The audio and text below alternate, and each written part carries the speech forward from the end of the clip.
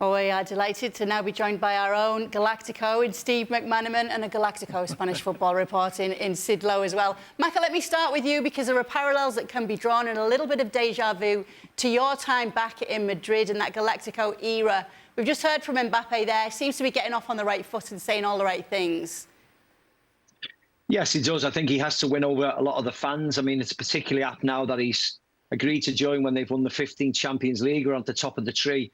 But yes, the fact that he agreed to join them, 2 years ago and then reneged at the very last minute, I think it's finally happy that everybody's come to the right conclusions and he's going to join the team. And he's joining the team at a really important, exciting moment, isn't he, for the future and for himself, because he needs to take the next step. If he's going to be clearly recognised as the best player in the world, and he won't be this year, but if he wants to be the best player in the world, if he wants to take the mantle left by Ronaldo and left by Messi, he has to join the best team, he has to win the best trophies, and this is his time. Sid, we know that obviously Real Madrid won the double last year, but with Kylian Mbappe coming, you know, in some of the biggest games last season for Real Madrid, it's fair to say they didn't always dominate them, even if they did win them. Are they going to be held to a higher standard now with Mbappe there? Is that what the fans are going to expect? I think they're going to be held to a higher standard, and obviously the response to Mbappe's arrival is that this is a team that's won 2 European Cups in 3 years, and with him they may well be not quite unbeatable, but very close to being unbeatable. That said, I don't think his arrival is about dominating games as such. I think it's about defining games rather than about dominating them. We're not talking about a player cut from the Zidane mould, for example. We're talking about a player much more cut from the Brazilian Ronaldo mould, someone who will score goals and win games for them, but maybe not necessarily help them dominate games in terms of controlling them. And what Steve was saying, I think, is absolutely right as well. That sense of him turning up at a time that when they've won 2 European Cups, it's shifted the balance a little bit from a situation in which it felt like Real Madrid needed him to a situation in which it now feels more like he needs Real Madrid. And I think that will help with that phrase that he used there, beaucoup de humilité, a lot of humility, of trying to fit in with the players who are already there. Maka, what's the difference between then and now then when it comes to your day at Real Madrid and now? And if there was any advice you could give this group of players with what they're dealing with, what would it be? Well, there's a million things that are different between when I joined and when Kylian's going to join. Certainly, the wages are going to be a lot different, Kay. But he's joining the best. He's joining the best team in the world. He's joining a team that's young, that is hungry. Of course, the new stadium is virtually done, almost completed. Some of the outside renovations, underground renovations, still need to be completed. But you're now joining the biggest club in the world. I think there's no doubt about that. It was different when I joined, of course, because Lorenzo Sanz was president back then and Florentino was yet to take over. But they are officially the biggest club in the world, the wealthiest club in the world. They're probably the coolest, most exciting team in the world. And they've got everything to look forward to. They're a team now that players are now going out of their way to try and join. Real Madrid don't need to court players anymore. The players are courting Real Madrid.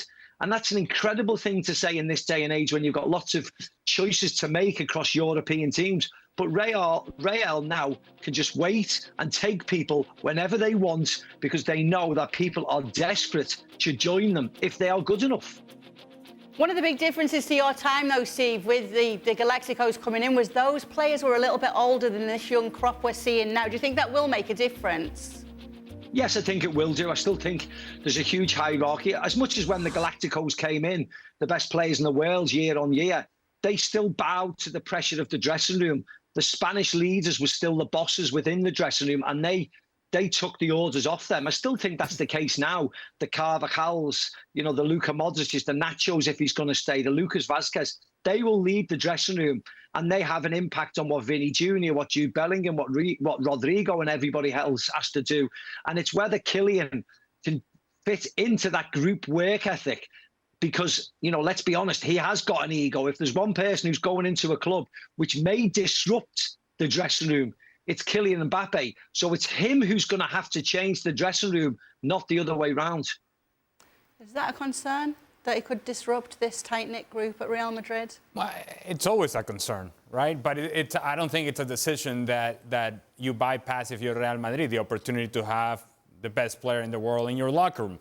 Now it's the job of those leaders that Mac is talking about to make sure that they handle and control the locker room as such. Now, the importance of Real Madrid having won Champions League I think what it does is that we always get this question in extra time as, how is Real Madrid going to fit in Kylian Mbappe?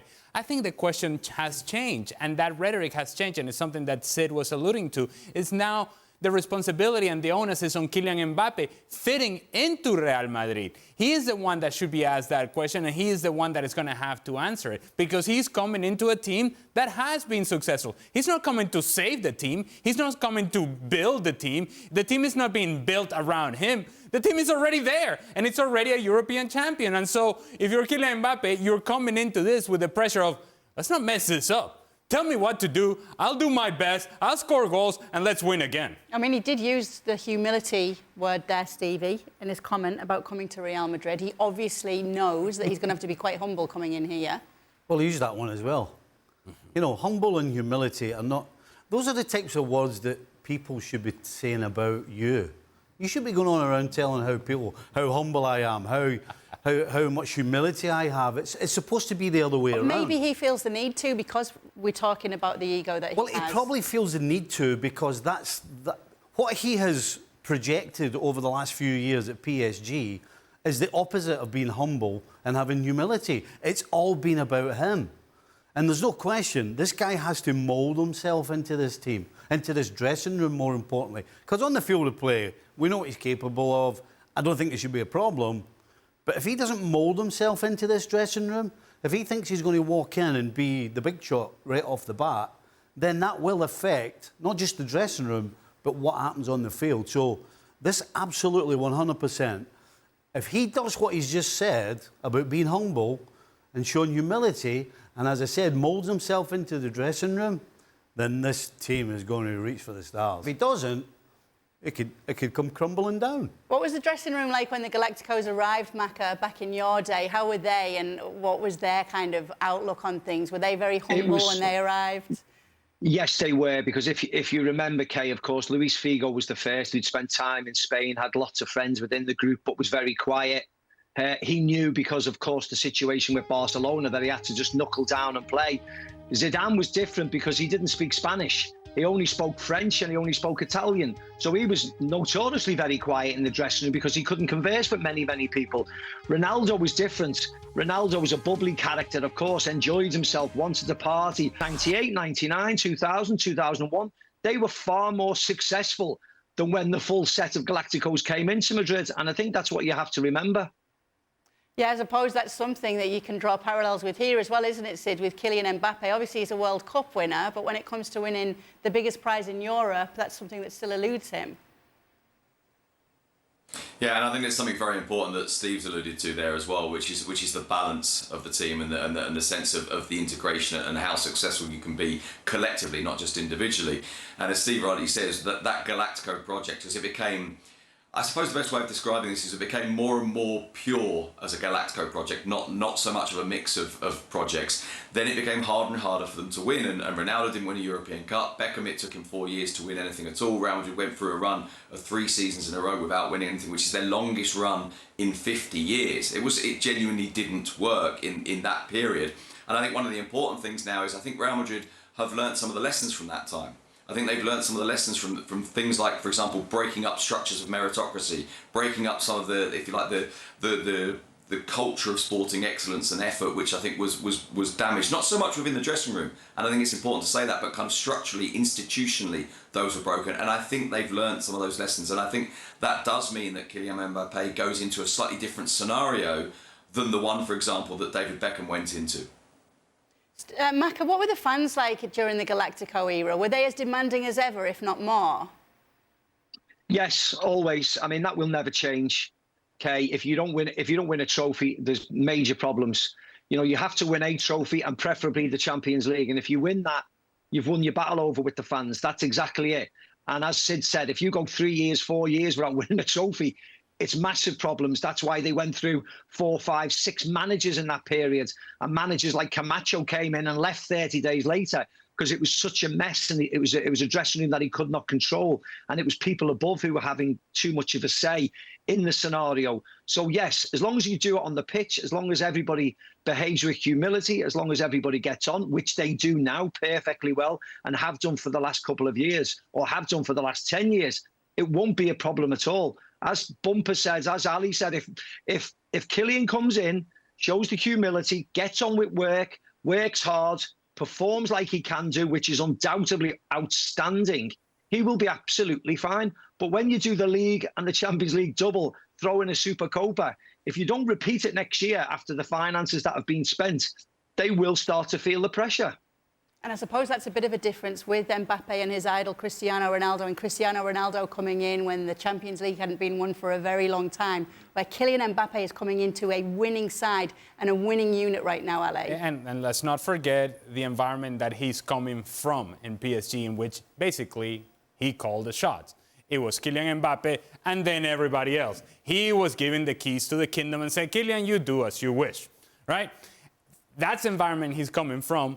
And he's going into an environment in which nobody, and Maka would know this better than anybody else, nobody is bigger than Real Madrid. No player is bigger than Real Madrid. That Real Madrid is it. It's above all else and above all players. That's the thing, and that's the message that he has to be able to get in his head and in his heart and in his soul, that it doesn't matter how big of a player he becomes, he's not bigger than Real Madrid. And if you're not bigger than Real Madrid, you have to sort out where do you fit in, where do you find the best version of yourself while still being a part of a group that is successful? And that's to your point and to your question, Kay. In the end, this is going to be measured by success. And success at Real Madrid means winning Champions League, means winning the league, means being the best team in the world. And if that's not the case, then obviously all eyes will turn back to Kylian Mbappe, because guess what? We were good before you were here. Now you're here, and now we're not good. So what's different? You're different. That's going to be a problem. Something that's a really good thing, I suppose, for both parties is that Carlo Ancelotti is the coach, Stevie. Yeah, absolutely. Because if Kylian doesn't come in and make the right statement, then there's no better coach to try and fix it or sort it out. And I think it's interesting that, you know, you talk about Cristiano and you talk about Kylian, you talk about two completely different animals. You know, they all know that this guy, Cristiano Ronaldo's coming in. And every footballer is the same. The first day, the first training session, the first thing you do, you make an impression. And of course, Cristiano's, the impression he made was, not only am I going to be as good as, if not better than any of you, I'm going to work harder than you, I'm going to be here first, I'm going to be last out the building. My professionalism is going to be through the roof, and I want you to follow that. It's interesting to see what Kylian does. Does Kylian come in with this laid-back, just get me the ball attitude? Because if he does, that ain't going to work. How did Vicente Del Bosque handle it all, Steve? To be honest, Kate, a bit like what Bumpers just said, like Carlo Ancelotti, he's a great man manager. He knows how good Kylian's going to be. He's going to integrate him into the dressing room. He will let the dressing room sort of tell him what you can and you can't do. Then he'll choose and have a look at him in training and see how he is. But if there's anybody who can integrate him into the team, if there's anybody who can, you know, put 4 or 5 players into 3 different positions and keep the other 2 happy, it'll be Carlo Ancelotti. And it was exactly the same when Vicente Del Bosque was manager. He wasn't a shouter. He didn't want conflict. He knew that his group of players, 20 or so players that he had, that he's going to need for the whole season, he knew that he could rely on them. And 9 times out of 10, they were better than any other team they would face. So 9 times out of 10, they would win the games. And that's what Carlo did this year. And that's what Carlo will expect to do next year. I don't think he'll find it hard to integrate Kylian, because it's entirely up to Kylian, as the lads were saying. If he wants to be the world superstar, renowned as the very best, he's going to have to go in. He's going to have to be better than Vinicius Jr. Who's going to be Ballon d'Or winner this year. He's going to be better than Jude Bellingham. He's going to have to score more goals than Jude Bellingham, because Jude, you would expect, will have to move back into midfield. So there'll be lots of little pieces of the jigsaw moving around, but the quality of the players they have and the attitude, and they should be, and Kylian should be very, very, very professional. How much is that integration mentioned, Sid, in the Spanish press? Because obviously there's been so much excitement about him coming, so it's usually really positive chat about strengthening an already great side. But what are the problems, potential problems, that may have been picked up on in the media over there? Yeah, you're right. The main thrust of the way it's being discussed is about that excitement, that sense that, hang on, this team that's already the best in Europe has now added potentially the best European player, and so they're in a position where everyone feels they're going to be very strong. But there is a bit of a debate about how he fits, and I think that debate focuses on two areas. One is the one that we've been talking about, whether he'll integrate as a person, whether he'll integrate as a trainer, whether he'll integrate as someone who gets on with the other teammates, and I think that's very important. And I actually think it will do Kylian Mbappe quite a lot of good to come to a team that's already won without him, and to come to a team where he doesn't have either the responsibility or the pressure to lead and to be the star, and actually that changes maybe some of his kind of behavioural patterns because the environment around him is different. The other side of this that's being discussed is, of course, the slightly more purely footballing side of it. How does he fit in terms of where on the pitch do you put him? And that actually has been the focus, I think, almost more than the questions about personality has been about play. You've got three forwards at the moment at Real Madrid who would consider themselves to be starters at the club. Rodrygo, Vinicius, and now Kylian Mbappe. And all three of them more or less want to play in the same place. Now, I wouldn't go so far as to call them all players who want to play on the left wing, but I think all three of them are players who want to play off the left wing. But the left wing is a starting point for the way that they attack. And so Ancelotti is going to have to try and find a solution to that. Now, he's already done that a little bit this year. Vinicius was talking really quite eloquently before the Champions League final about how Ancelotti has kind of guided him into a new position, a little bit more central, a little bit more of a forward, a little bit more of a striker, not just someone who plays out from the wing. And he actually talked about originally telling Ancelotti, I can't do that. I'm not going to do that. I don't want to do that. And Ancelotti guiding him and coaxing him and giving him videos and telling him the things that he could do. And so we've already seen evidence of Ancelotti being able to make those pieces fit. Now, of course, it's harder again because there are three of them for that one place. But I think that's the real challenge now, is finding a structure that suits those three players and suits Jude Bellingham, who of course has played off the front, and those three players all quite like having freedom of movement. And of course, the other big issue is, who do you use to replace Toni Kroos? Because there is no one in the squad that plays the way that Toni Kroos does. Would you start all three, LA, of those forwards? No, I wouldn't. And I also wouldn't move Vinny Jr. We just said that Kylian Mbappe has to fit to the way that Real Madrid is playing. And Vinny Jr. right now doing what he's doing, he is, if not the best, very close to being the best in the world. So he's not going anywhere. He's going to play where he's most comfortable. And so now it's up to Kylian Mbappe to play more of that central role that apparently he didn't like to play at PSG. But guess what? That's where the need is for Real Madrid. So you talk about coaching and the influence of a coach and the experience of Carlo Ancelotti, and Maca was just talking about it. This is a moment in which you need to get the very best of Kylian Mbappe in that central position, in which he can utilize his speed for the moments of transition for Real Madrid that we know they love so much. I wouldn't play with a third striker or Rodrygo, because I do think that with the loss of Toni Kroos, there are going to be moments in which this team is going to lose a little bit of control in terms of the quality of possession in the middle of midfield. And so therefore, I would love, if I were a Real Madrid fan, I would love to have a little bit more balance. So Valverde will play, Bellingham will play, and then I have to make a decision, Tchouaméni and probably Camavinga. That would be my midfield four. By the way, it's not a bad midfield four. And then I just have Rodrygo, I would have Vinny and Kylian Mbappe, and Rodrygo will be comfortably sitting on the bench for a change of pace coming in around the 60th minute. That's my plan. It's perfect. I think it was going to work for everybody. Rodrygo's future was a big topic of conversation on yesterday's show, Maca, and I suppose you could draw comparisons here with, I think it was your second season when Luis Figo came in, when it looked like you may be on your way out the door at Real Madrid, but you stood firm, you were determined to stick around, and you made it work for you. What do you think Rodrygo should do? Oh, well, I think he should stay. I don't think there's any point at all of him going. I don't think he wants to go. I don't think anybody wants him to leave. I just think when players come in, and as you know, Kate, the rumour mill in Madrid and the newspapers that need 10 pages every day filled on Real Madrid, they have a field day on somebody comes in, so somebody must leave. But most of the time, it's complete nonsense. To be honest, it was nonsense when I was there. It was a change of president, I think, which started all the rumours when Luis came in. Well, I mean, you asked the question, will he be satisfied with the minutes? Obviously, the first part of the answer has to be, well, which minutes are these? We don't yet know which minutes those will be, how many he'll get, whether he'll start very often, whether he will feel like he's a player that gets included when the games are big ones, or whether he will be one of those players who gets lots and lots of minutes, but deep down knows that when a really good game comes around, when the Clásico comes around, when the Madrid derby comes around, when those big Champions League games come around, he might not start. And I don't think he will be satisfied with that now. It was very clear that he, at the very least, is contemplating the possibility that this might feel like a necessity. Now, obviously, before he decides it feels like a necessity, he has to see whether or not it is a necessity from his point of view. And I agree with Steve. He may well look at this and think, well why would I go? The question will be what those minutes are. And by the way, to put this in the context of Steve's situation, Steve was playing on one wing and adapted and played on the other wing. And, you know, far be it from me to overpraise him here, but played brilliantly on the other wing and really adapted well and made the balance work really well for the team. So it may well be that Rodrygo's role has to adapt, has to be moulded a little bit around the characteristics of the other players. So you've said it'll be coming off the bench in the 60th minute, but do you feel he should stick around? Yeah, if you were him, would you stick around? Yeah, I would stick around. And Real Madrid will play a bunch of games, a lot of games, and Rodrygo will play a part in a lot of those games as well.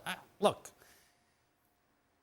coming off the bench for Real Madrid because Vini Jr. and Mbappe are playing, it shouldn't be a source of embarrassment for anybody. Now, it's not ideal for you as a player, but I do think that there's something to be said about what Real Madrid is, and it is the best club in the world, and it is the European champion, and so therefore, fighting for positions is part of the reality of playing for a club like Real Madrid. And I would be remiss if I didn't just mention the goals by Steve McManaman. My goodness.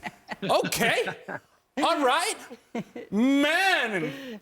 That's why he stuck around. He was scoring goals. Yeah, he wasn't going anywhere, and nor should he have. Maka, so double last year for Real Madrid. Will they repeat or better that next season with Mbappe? I don't think they'll be. I actually don't think they'll beat it. Losing twice all year, only to Atletico Madrid in the league and the Copa del Rey. Winning the league comfortably, beating Barcelona twice. Winning the Champions League. I think it'll be very difficult to do that again, to be very honest, Kay. I mean, we all think that when Kylian's going to come, it's going to be, the next 10 years is going to be glorious in a Real Madrid shirt. But anybody who's played football knows that that's not real. As I said, a couple of injuries to star men, and that's scuppered that straight away.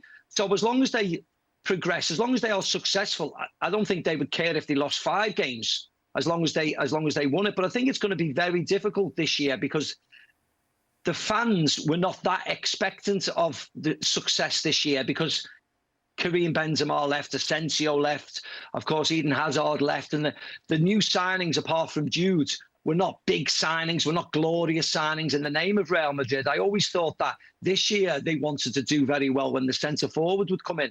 So I think they overachieved last year. Well, this season, sorry. So I think it'll be very hard because there's more expectancy on them next year. You know, with Kylian coming in, the fans will probably think they should be unbeaten and they'll win every single trophy around, and that's unrealistic.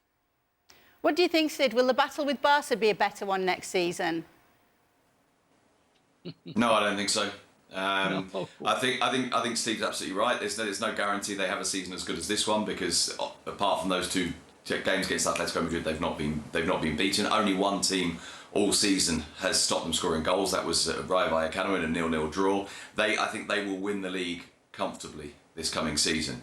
What I'm not so sure about is what will happen in Europe, because of course then you're on a knife edge, then it's a little bit tighter, then it's a little bit closer, and we don't yet know how this will function collectively. And I think actually the departure of Toni Kroos is probably more important than we realise. And Steve's right, this was a season that we expected to be a transitional one, and Madrid have actually overachieved. And that's one of the reasons why everyone's so excited, because we're now going into the season that should have been a good one, and it's building on a season that was far better than anyone anticipated.